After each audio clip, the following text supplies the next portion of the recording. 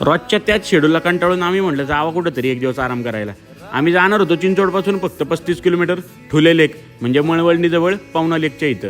पाण्याच्या बाजूला लागून असलेलं आणि डोंगराचा मस्त व्ह्यू असलेलं हे हाय वॉटर एज स्टेकेशन. एंट्री एकदम छान वाटली. दोन्ही साईडनी हिरवळ आणि मस्त फुलं. इथं शनिवार रविवारी टेंट पण लावतात आणि पाहुणे मंडळी इथं खुर्च्या टाकून एन्जॉय पण करू शकतात. निसर्ग हो, बाकी काय नाही. इथं असे 3 कोजी ट्रायंगल आहेत ज्यामध्ये 2 लोक आरामात राहू शकतात आणि बाकी एम्युनिटीज एन्जॉय करू शकतात. नंतर हा दादा आम्हाला सगळं दाखवायला आला. याला म्हणतात the glass house. Full AC आहे आणि अटॅच बाथरूम आणि शॉवर पण आहे. आम्ही घेतलं होतं द फॉरेस्ट केबिन.